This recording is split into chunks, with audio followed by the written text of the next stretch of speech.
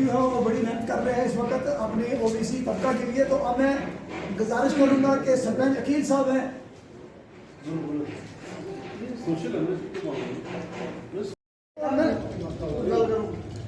शबीर जी बात करेंगे। और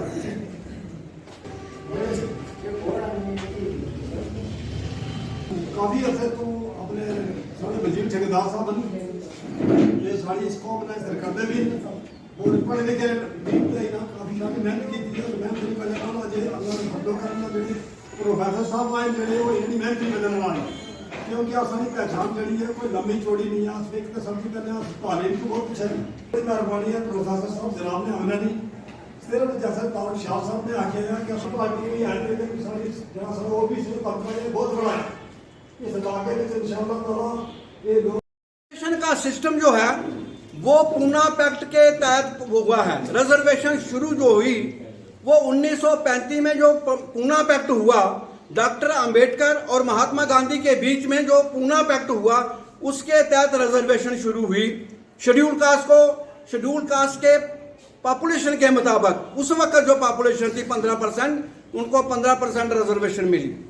शेड्यूल ट्राइब की पॉपुलेशन 7.5% थी, उनको 7.5% रिजर्वेशन सेंट्रल लेवल पर मिल गई।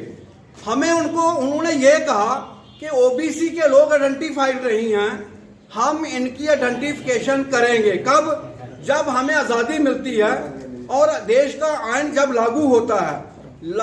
देश का आइन लागू होने के फौरन बाद 1-2 साल के अंदर हम आपकी आइडेंटिफिकेशन करेंगे ओबीसी की, और आपकी पॉपुलेशन के मुताबिक आपको अपना हक मिलेगा। 26 जनवरी 1950 को देश के अंदर आइन लागू हुआ और देश के आइन लागू होने के बाद बैकवर्ड क्लासेस का एक कमीशन बना जिसका कमीशन का नाम था काका कलेरकर कमीशन, और उसकी रिपोर्ट 1952-53 में आई। उस रिपोर्ट को अगर लागू करते तो हमारे लोगों की हालत सुधरी हुई होती, लेकिन देश का पहला प्रधानमंत्री जो पंडित था और देश का पहला प्रेसिडेंट जो पंडित था, दोनों पंडितों ने मिलकर उस कमीशन की रिपोर्ट को खत्म कर दिया। उसके बाद कोई कमीशन की रिपोर्ट नहीं बनी। सेंसस कराएंगे, उनकी पॉपुलेशन के मुताबिक इनको हिस्सा देंगे। 45-50 साल कांग्रेस से लगातार आज़ादी के बाद हुकूमत की, लेकिन उन्होंने सेंसस ना कराई, ना हमें उन्होंने हमारा हिस्सा दिया।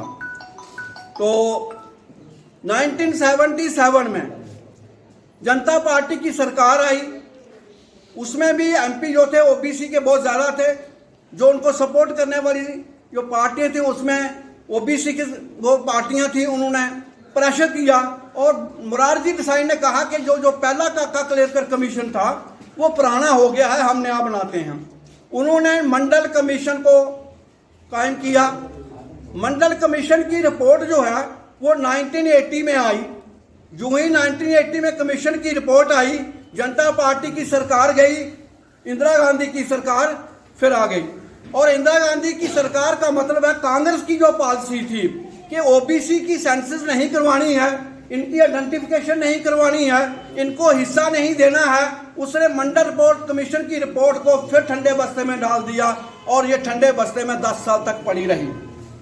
आज़ाद को अपनी अपनी नुमाइंदगी अपने अपने वोटों के हिसाब से उनको जैसे हमारे एसटी बिरादरी के लोग हैं उनको रिजर्वेशन मिली है, हमें बहुत खुशी है। हम उनके साथ शाना बशाना है कि उनको भी रिजर्वेशन मिली है और हम अपनी डिमांड के लिए भी तय दिली से अपनी आवाम से गुजारिश करते हैं कि आप इकट्ठे हो जाओ। हमारा 27% reservation all India backward classes का है, जो आज का नहीं है। जब हिंदुस्तान के अंदर आइन बना उस वक़्त से लेकर आज तक हमारा 27%, कुछ स्टेटों में 27% है, कुछ में 32 है, कुछ 35 है। हिमाचल हमारा एक पड़ोसी स्टेट है, उसमें 12% है। लेकिन बदनसीबी से यहाँ की सरकारें आईं, उन्होंने हमें दबा कर रखा और हमारे हकूक़ के लिए उन्होंने कुछ भी नहीं किया। मैं उन सरकारों का नाम तो नहीं लूँगा, लेकिन सरकारें जो हैं चलती रही, जो आज तक रही हैं, उन सब को आप जानते हैं बाखूबी। लेकिन फिर भी हमारे जो कायद थे प्रोफेसर कालीदास साहब और हमारे retire chief justice RC. Gandhi साहब और इनके साथ और बड़े बड़े लोग शाना बशाना चलने वाले, जिनकी कोशिश के साथ आज 15-20 दिन से पहले हमारी एक बैकवर्ड क्लासेस की मंडल कमीशन रिपोर्ट जो इधर से दिल्ली की तरफ भेजी गई है, तो मैं अपने एलजी सरकार से भी गुजारिश करूंगा, अपील करूंगा कि हमारा जो 60% से ऊपर हमारी पॉपुलेशन जम्मू कश्मीर के अंदर है अदर बैकवर्ड क्लासेस की, और उसके जितने भी हकूक़ आज तक दबे कुचले रखे गए हैं उनको बहुत जल्द अज जल्द हमारे हकूक़ को बागदार किया जाए।